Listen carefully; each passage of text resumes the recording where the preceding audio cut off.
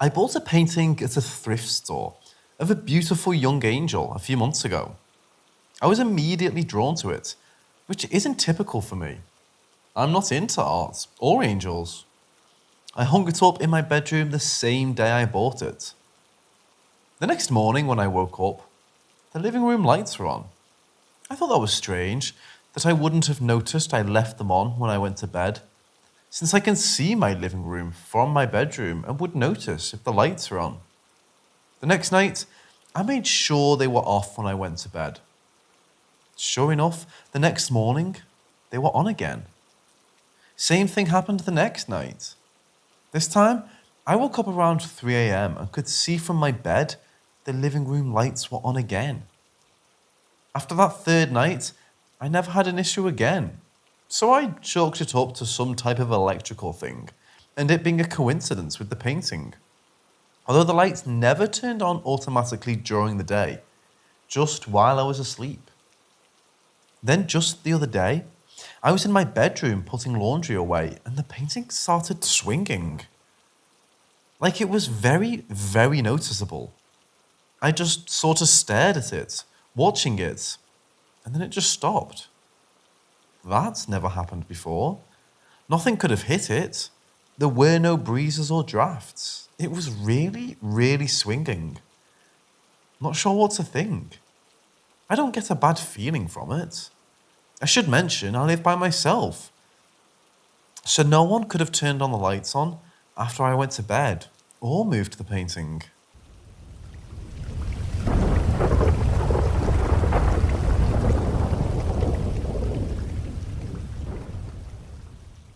Back in 2017, I frequently saw what I now know as shadow people for a couple of months. I already have some visual snow and palinopsia and all that good stuff, so originally I just thought it was my vision doing its little acid trip. I would usually see them out of the corner of my eye. They would be hazy black figures with no distinct body, but at the same time I could make out how they were. Imagine if somebody edited a blur effect on black mannequin. They were tall or short, lanky figures. One time I saw one that was so tall that I had to bend its head down because of the ceiling. I then started to see them in my dreams, except this time their body was clear. I would go after them and chase them, but they'd always get away. In real life, they never spooked me, which is odd because I get paranoid easily. But in my dreams moderators, I always felt really anxious and wanted to catch them. Eventually one day, I saw one curled up in a ball on the floor of my restroom. And that was the last memorable time I saw one in that house. I realised one day that a few months earlier I had been in that same position on my bathroom floor due to a mental breakdown. And that's when I decided to research them. I read that they appeared during bad times in your life, but I'm not really sure what to think of them. I've only seen them 2 or 3 times in my current house. Has anybody else had experiences with these things?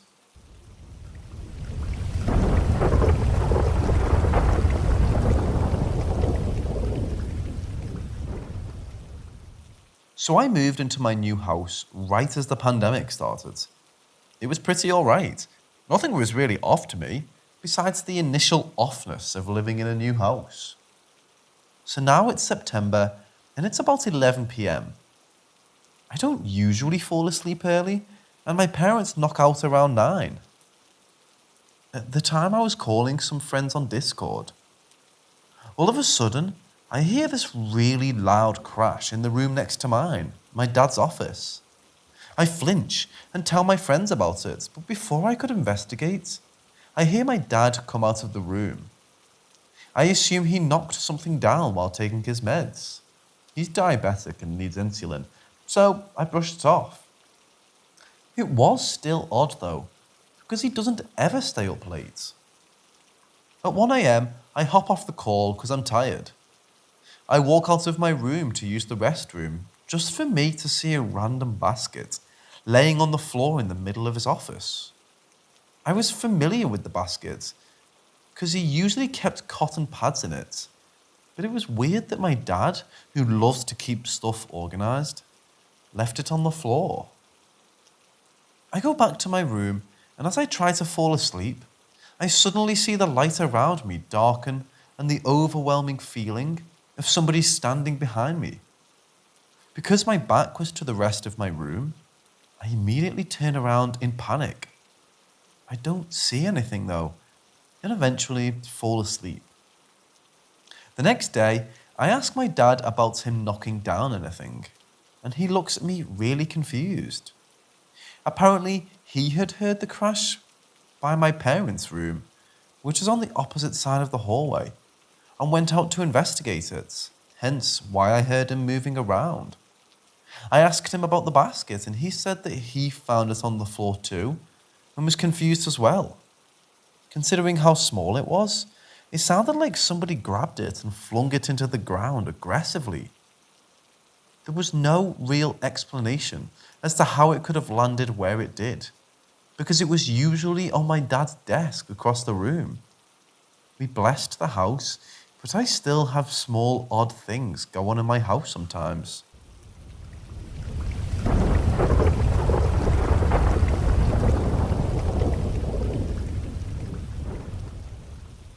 I was at a youth event the other day at my church. My church is one building split into two sides. Don't ask me why, but that's how it is for some reason. It was night time, and I had to use the restroom, and the only ones available were the one on the other side. Cool, whatever, no big deal. Until I stepped in and I got an overwhelming feeling that something wasn't right. I tried shrugging it off, thinking I was just being paranoid, but it started getting more and more overwhelming the more I was there. I started getting concerned when I was in the restroom, and I started shaking a bit. As I was about to open the door to leave, I felt like there was a being on the other side. I opened the door, and nada. But I ran out. Then I went outside, tried forgetting about it.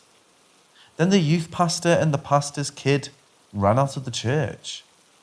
Apparently, as they were closing up the church, the light started flickering, and something in the back of the church was knocked over. Considering my history with being able to sense things, I don't think it's a coincidence.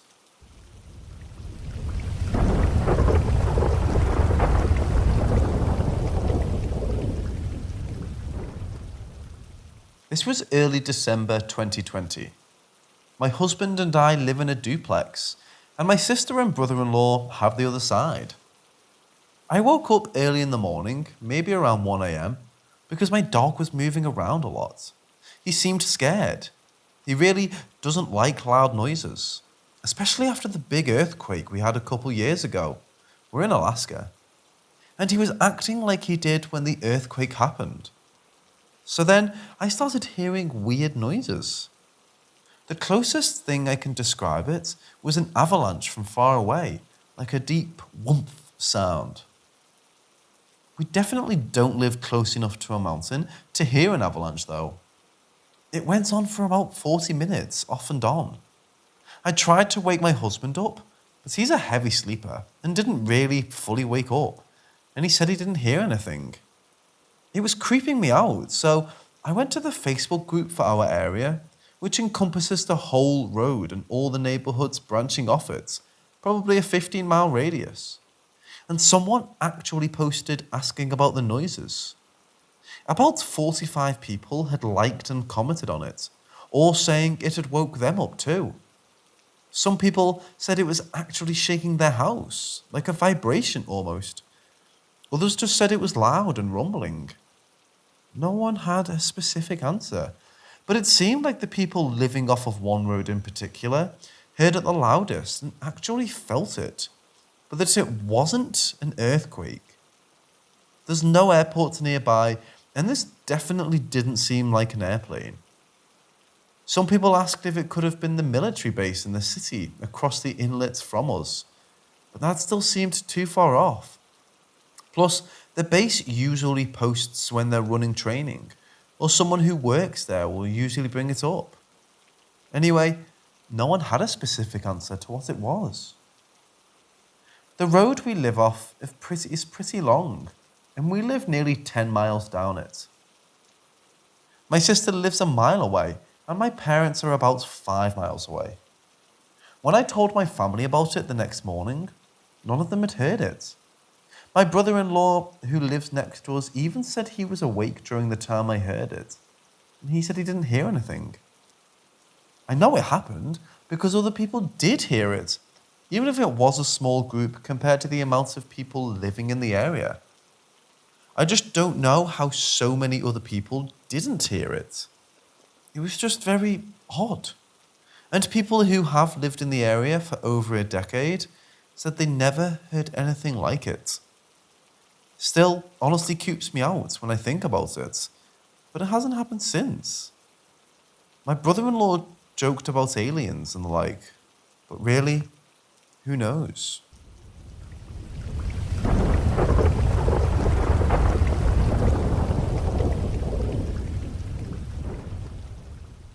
I'm in the US Army, and I live in the barracks.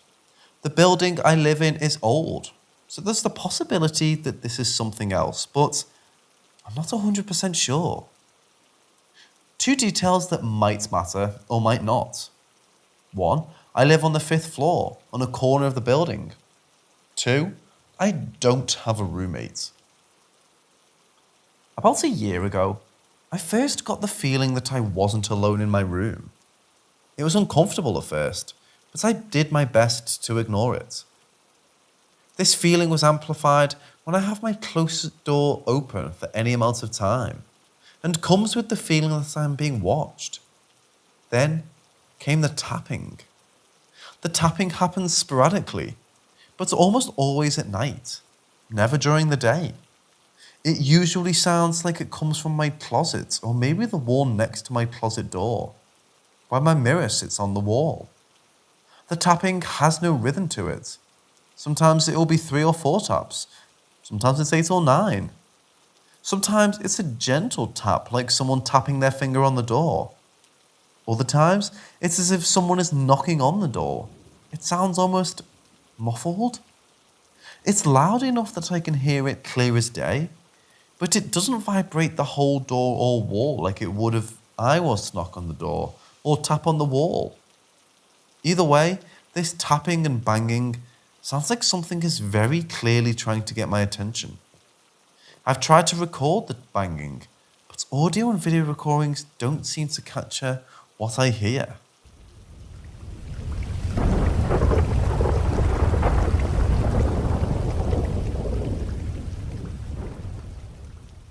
Right, so how do I start this? Well, I'm a non-believer in paranormal activity, but what's happened to me over the past 3 months has changed that. I live in a sleepy village in the UK, which had a dark past with murders and such.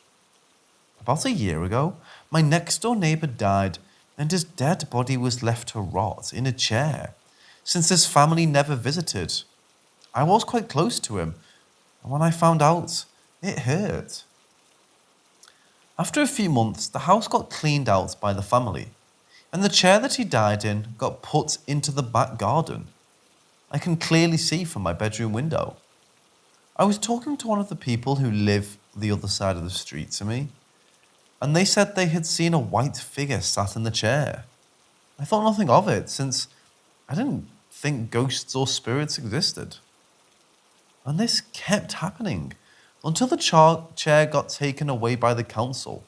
And yet still, even though the house was empty and no one had access, I still heard banging and what sounded like voices from inside the house as it connected to my room. And I thought it was just my mind playing tricks on me. Skip a few weeks and some new people moved in and I started to get along with them. And earlier tonight, I was sat in my garden with their cat called Oliver. The two from the house came out and said they were going for a meal, and no one else was in the house, so I asked if I could keep an eye on the cat. I said yes, and they left. About 20 minutes later, I went to check on the cat, and it was fine. I sat with it for about 10 minutes. and I kept hearing banging from inside the house from the front room. I started to think about it and how similar it was to what I was hearing when the house was empty. This then was backed up when I heard an extremely loud bang from outside the house, which my parents also heard. This has well and truly got to me at this point, since this has happened over a few months. So I just thought I would share my story.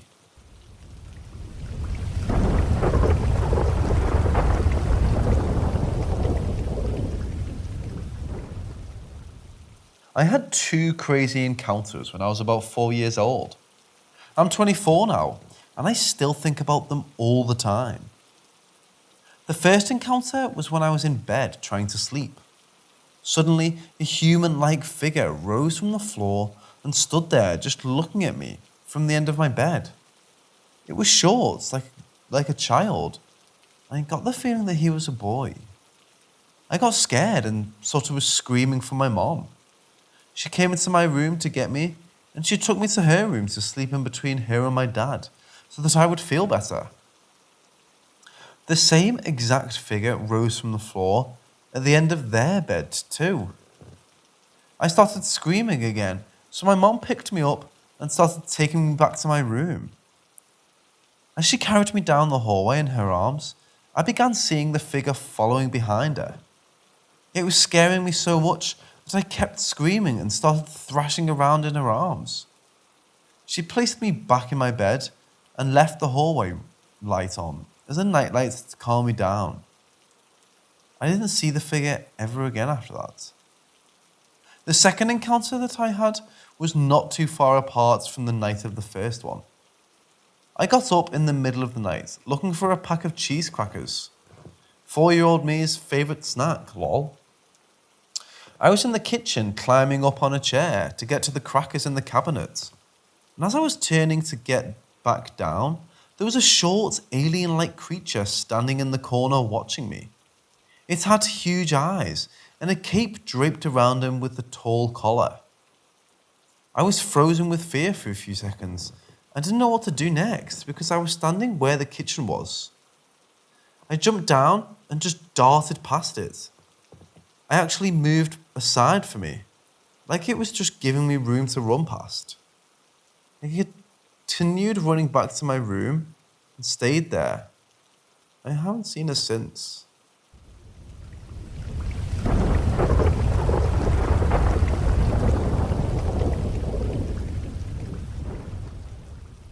This happened yesterday, 1st of December, during a video call with a colleague. I'm based in London. My colleague is based in Toronto. The call began at 6 p.m. London, 1 p.m. Toronto time. I help raise finance for technology companies, and we talked about how to finance a series of startups within the areas of AI, 3D printing, IoT, Internet of Things, and space tech. All went well until 32 minutes into the conversation, when I suddenly felt a drop in temperature. Knowing that my heating has been on the blink for a few days, I chalked it up to that, excused myself, and put on a jumper. Back to the conversation. 5 minutes in, my colleague stops and leans into her camera. "Everything all right?" I asked. "Who is that behind you?" she asked, her face showing signs of worry. I swing around. No one there. I thought she was joking. She knows I live alone and on the 3rd floor of a pretty new complex.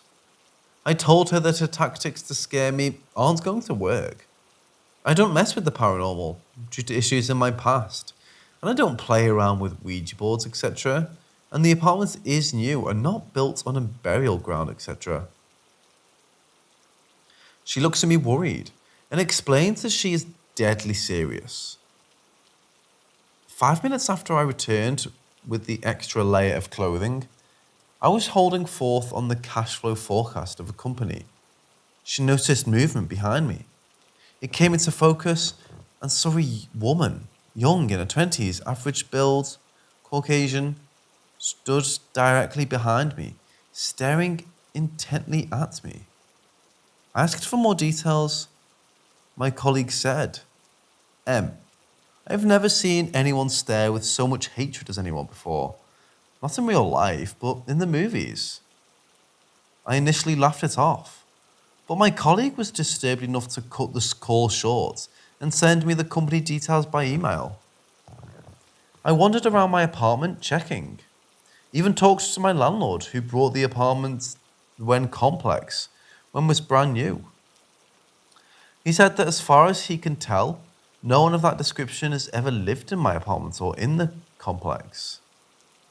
I'm going to do a bit more investigation into the building, the surrounding area, and even into people I have known, but at this point, I'm at a loss to explain why this could have happened. Should I be worried?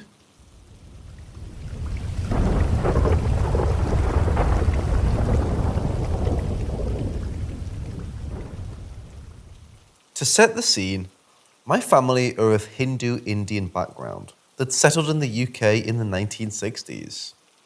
Apart from my parents, everyone else was born in the UK.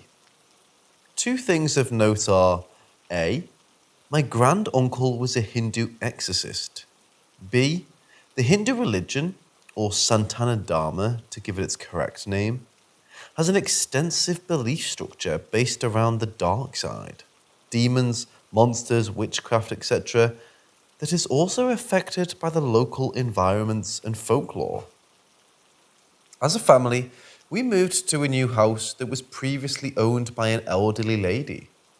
The lady was found dead in the home, downstairs, where apparently she was sleeping.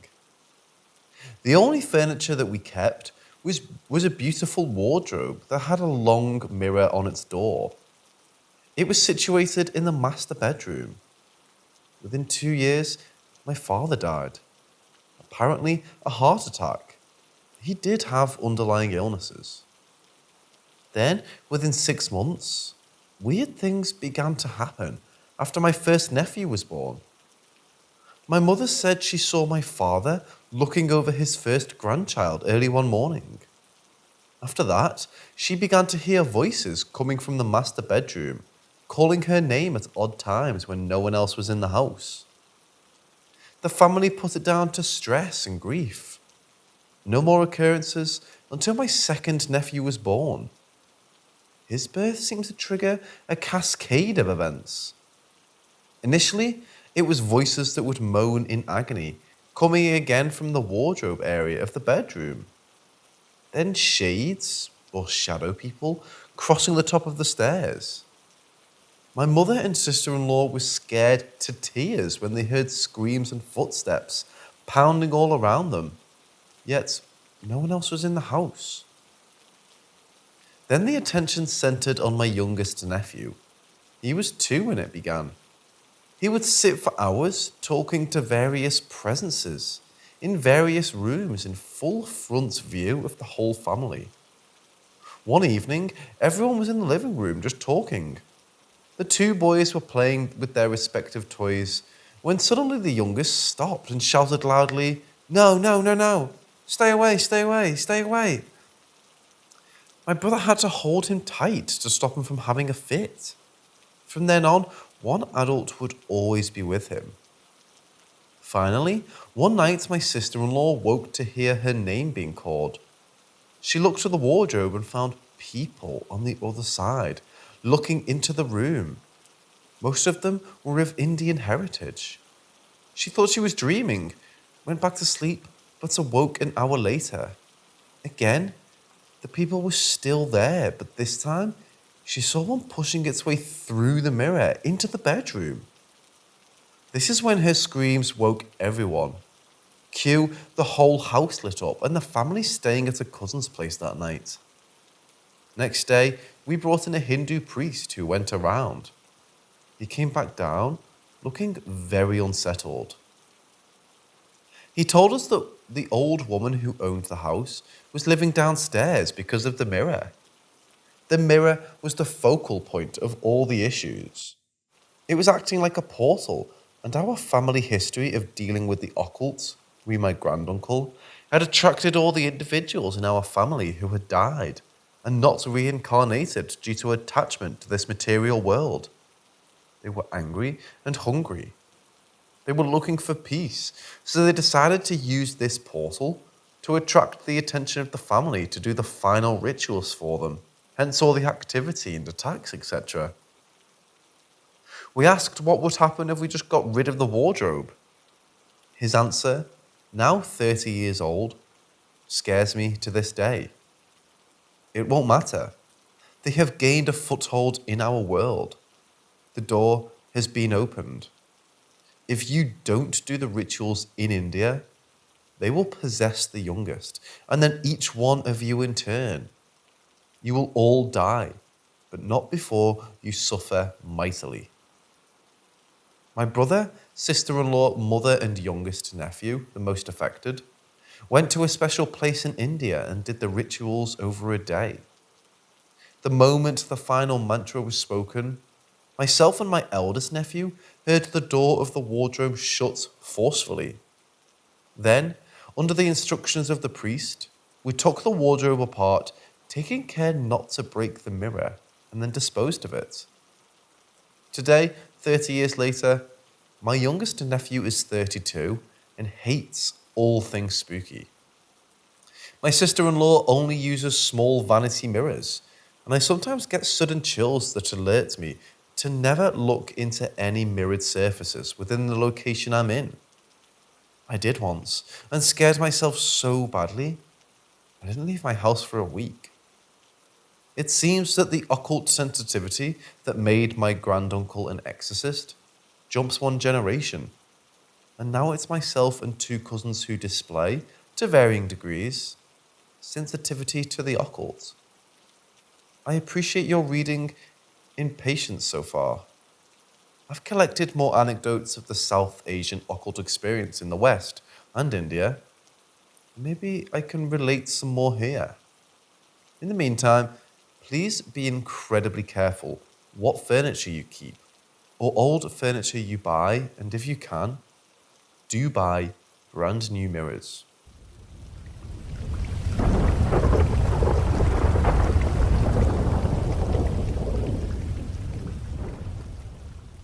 This is from my college days. I did my postgraduate in the city I now call my home, London. In my final year, I was dating a doctor, A, who introduced me to her group of lifesavers, doctors and nurses. While the majority view of doctors is that they are modern-day saints, once you spend any amount of time with them, you realize that they have the same hang-ups, fixations, and screws-up as the rest of us have. The only difference is that they have access to some amazing and dangerous pharmaceuticals.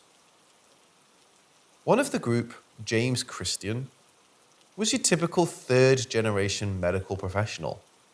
He came from a family of physicians, grandparents, parents, uncles, aunts, etc., and he knew it. Most of the time, he was behaved around with us civilians, but he did suffer from a messiah complex, and the arrogance would come out at the most inopportune times. Most of the times he would get away with it, but sometimes the rest of us would step in and push him out the door before a severe beating was delivered by the civilians. Now, to the event that led me to this post. Saturday evening, London, in the area known as Leicester Square. This is where the majority of London's showcase cinemas and theatres are located. Great eateries, pubs and comedy clubs. The square has a lot of street performers. On any given day, you can see acrobats, people imitating statues and singers, and so on. Having just finished a meal, our usual group were walking across the square to a pub we usually finish the evening off in. James, as usual, was talking about some miraculous surgery he had performed that afternoon and how he was on the fast track to being a legend. So involved was he with his monologue that he wasn't watching where he was going and slammed straight into a street performer. Before we could help the man up, James began to shout at him, "Watch where you're going, you idiot!" The man slowly stood up, brushing myself and A off. He was in an evening suit, top hat and tails. Just your everyday normal weirdness.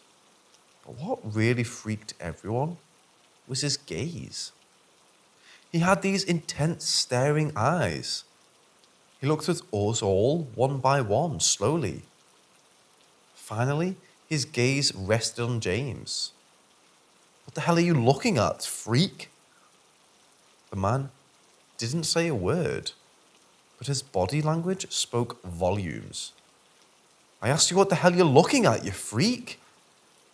The man just stood there, saying nothing, his full attention on James. James, used to having his way, became a bit flustered.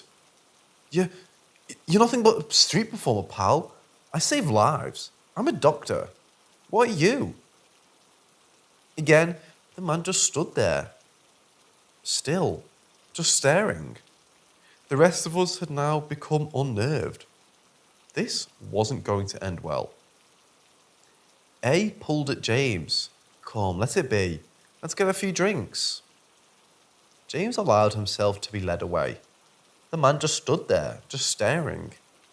But as we were just reaching the limits of the square, he called out, "If you are a doctor, which hospital do you work at?" James couldn't resist. "The best one in London, Chelsea and Westminster." With that, we hit the bar. Many drinks later, we bid farewell to James and the others. And that was the last anyone ever heard of Dr. James Christian. A search was carried out, an investigation. Nothing. His apartment was clean, his passport was gone, and his bank account was empty. Popular consensus was that he had decided to take his legendary skills elsewhere. The case was still left open. Fast forward 2 years, and one of the London papers received the following poem. From yours truly. Darkness. I awoke.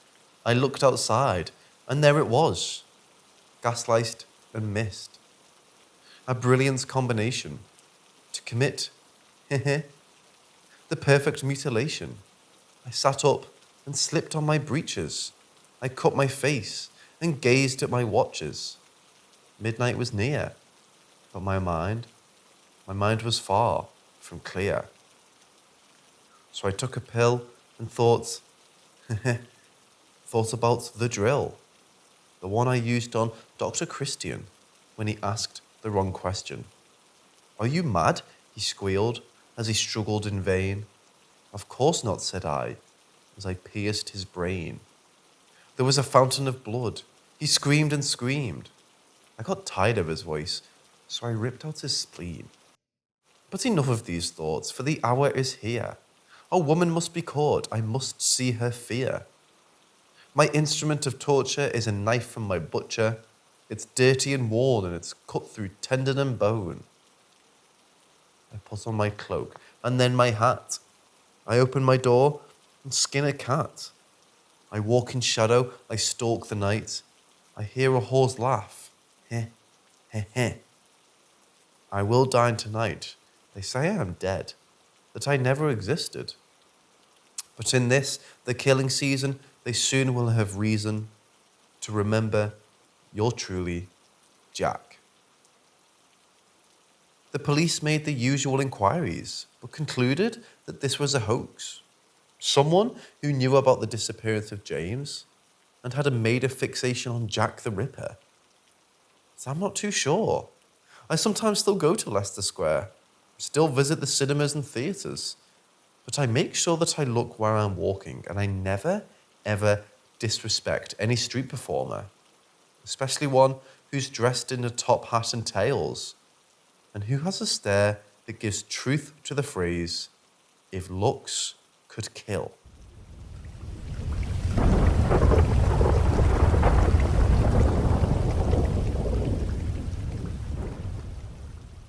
COVID-19 has killed too many people this year, but my friend's father was not one of them. He died from a heart attack. The funeral rites of Hinduism are long, to make sure the soul's attachments to this material plane are completely removed. Part of this is to make sure that any chance of the soul being left in limbo to haunt the living is minimized. My friend, distraught and in grief, collapsed at the funeral.